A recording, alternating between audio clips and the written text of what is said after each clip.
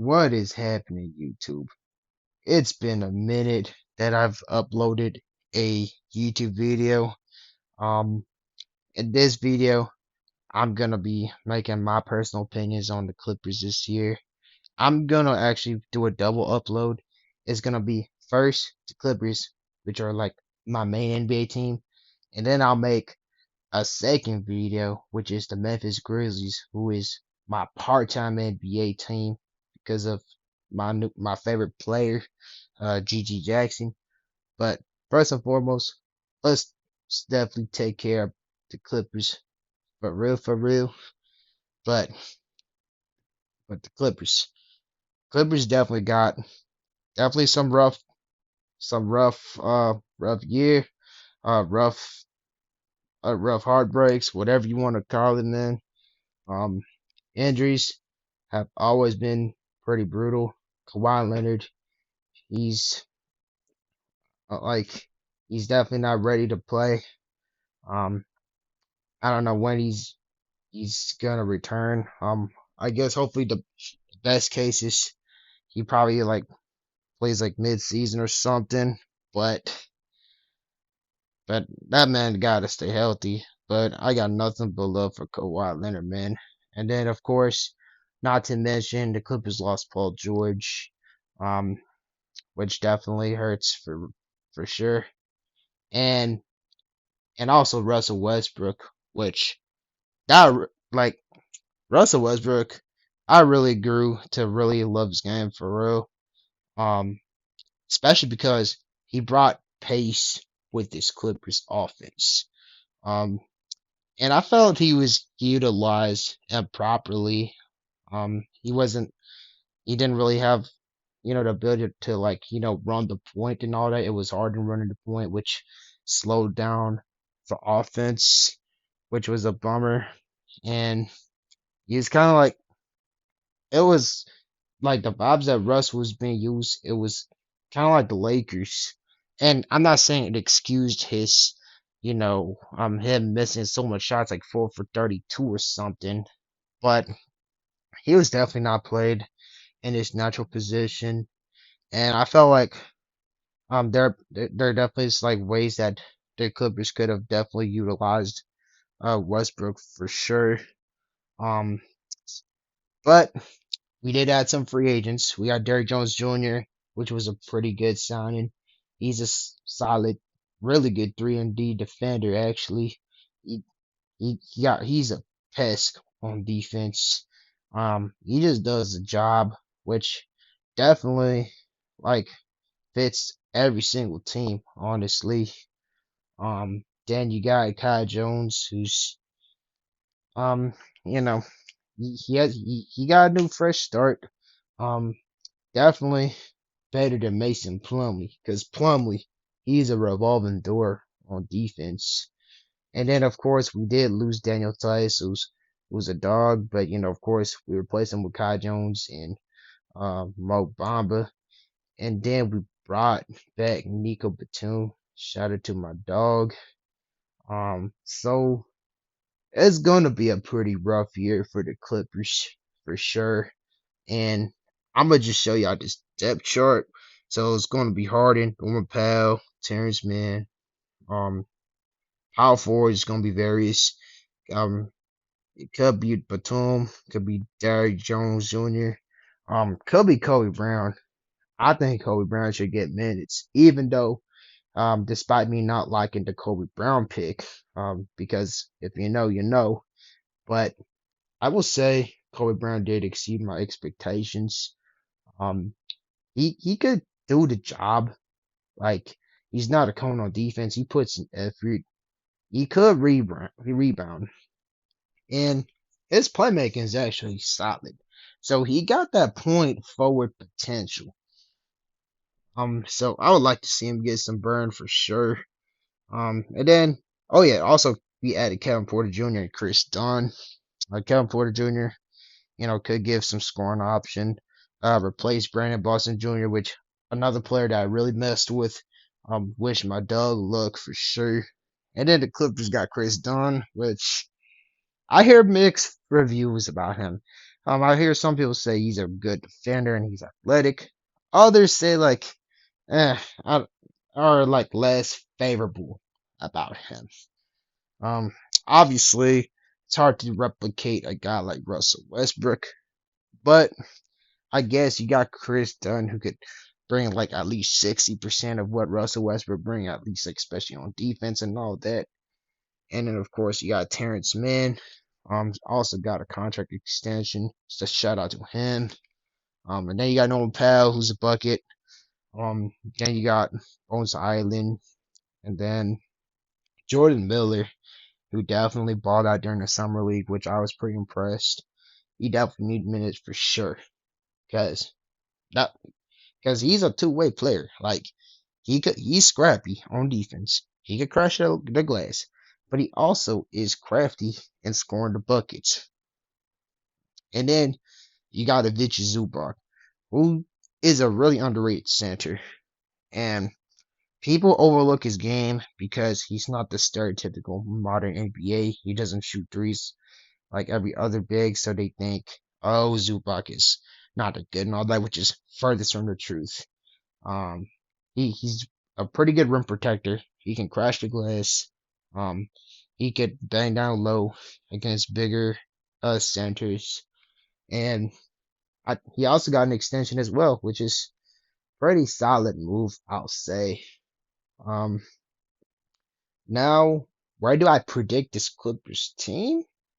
Um, this is a pretty stacked um Western Conference, and the Clippers don't got the prettiest schedule. Um, I'm kind of like a pessimist about the Clippers, mainly because I'm already fed up with the Lawrence Frank regime. I I believe it's common sense that it is time for him to go. Um, and also, of course, injuries, and then you got a pretty ugly schedule. I'm gonna show you this schedule right now. So tomorrow we play the Phoenix Suns. That's a 50-50 game. The Clippers could probably show out and all that and pull off an upset, and the other way, Phoenix could win. Could go either way. Suns are the favorites, so but you never know. It's at home. It is at the new Clippers Intuit Dome, so that's pretty dope. Then you got the Nuggets. Nuggets, they're a pretty good team. So Nuggets got the edge. Warriors may got the edge, but it could go either way. And then you got the Blazers, who we getting that game. Suns again, which yeah, pretty good team. Um, Thunders, who, and then Spurs, which is like we should beat them. But then look at all these schedules, man. Like it is looking pretty rough.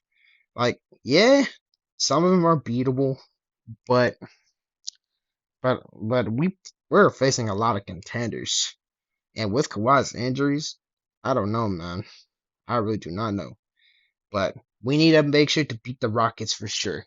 Because the good news is if the Clippers finish a better record than Houston, Clippers could keep their own pick. And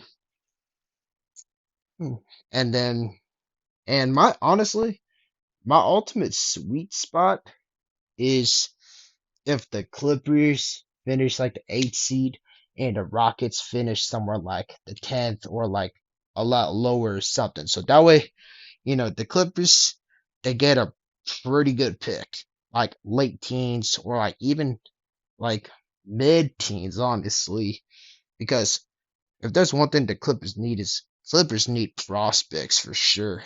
Like I know it's cool to try to trade for names and all that, but this team needs youth, and this upcoming draft class is going to be dope for sure. But those are definitely my biggest concern. So if I could give a prediction about the Clippers, um, I'd probably give like a playing team, especially Kawhi being out indefinitely. It's hard in the Western Conference. It's just it's pretty hard for sure. But the people saying Clippers gonna just be giving OKC Cooper Flay and Clippers gonna be a lottery team. Now that's just too much. Because I'll say this about the Clippers. Yes, I am more pessimistic about the Clippers compared to the previous years and compared to other Clippers fans, but the Clippers always find a way to over exceed to a degree when people think the Clippers are the worst team. Remember 2018. Who nobody thought a Clippers with Tobias Harris, Danilo Gallinari, Lou Williams, and Patrick Beverly as a starting lineup would even sniff the playoffs. That year, I wanted the Clippers to tank for Zion Williamson. Um, and I kind of still did, throughout the whole entire year, because I'm a big believer of, capitalizing the NBA draft. Um, but nobody thought that the Clippers were gonna sneak into the playoffs, and the Clippers just did. So Clippers could be like a floor raiser type team, but I don't really see the Clippers going too crazy like fifth, fourth, or third seed. Like I think this could be a down year. I could compare the scenario to the Dallas Mavericks in 2023 when when it was the year when the Mavericks got Derek Lively, or the Memphis Grizzlies, which is my other team, having a down year and getting Zach Edey. That is assumed if we finished a better record with the than the Houston Rockets. Another underrated, I guess like a sleeper stunted growth about the Clippers that could also hinder our record is just Lawrence Frank himself.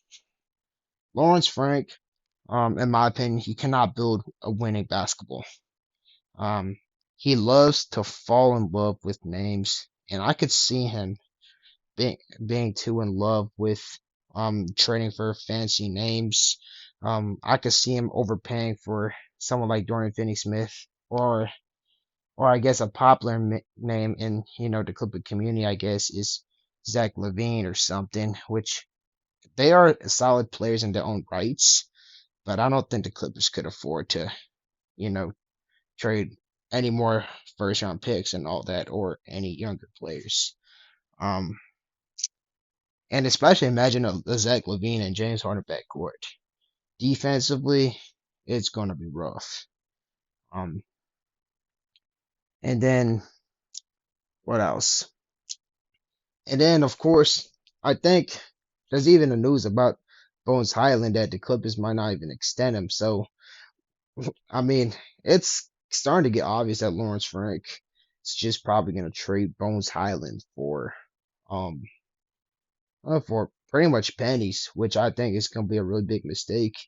And if he eventually does that, I hope it'll be good enough to seal the fate. As his time with the Clippers. Um, and he probably might trade something else. And I won't be surprised if Lawrence Frank get trigger happy with even packaging Jordan Miller, which let's fingers crossed. I hope it does not happen. But after when Lawrence Frank traded a first round pick for Eric Gordon, then he's capable of doing anything that is complete malpractice. At least for the people who actually watches basketball. Um, but that's just my opinion in general. Um, Let me know what you think about the Clippers this year. You think the Clippers could surprise a lot of people, or you think the Clippers are gonna be one of the worst teams in the league? Which I mean, some people are actually thinking that, that's crazy. Or do you agree with me that the Clippers are probably like a playing team or something like that? Because I can see. because I gave like a range, like a sixth to ninth seed. Um, the Clippers, you never know. They always find a way to over exceed when nobody expects them to do something. Um, but but man, my sweet spot though, just slightly be better than the Houston Rockets. That would be so beautiful. And of course, get Lawrence Frank out of here, man. It's time. It's time to get a new GM who could actually build by the fundamentals and start, drafting like pretty well, man, because I've already got some prospects locked down for the Clips, man. My dog Noah Isanga, bruh, who balled out against the Portland Trailblazers, like the Portland Trailblazers just like a week or two ago, man. Kama Maluwash, Leah McNeely, those three players, they already are marked down on my targets for the Clips. Um, they're probably like in the mid first, like late teens, probably like early 20s. So I guess worst case scenario, if let's just say if Houston outbeats us or something, and let's just hope OKC isn't crazy good, like let's just say the third seed, I guess that would warrant the Clippers like a late first. So you are kind of in the range that you could, in theory, trade up for one of them. But that's just a side note. But anyways, this should end this video. Thank y'all so much for tuning in, and peace.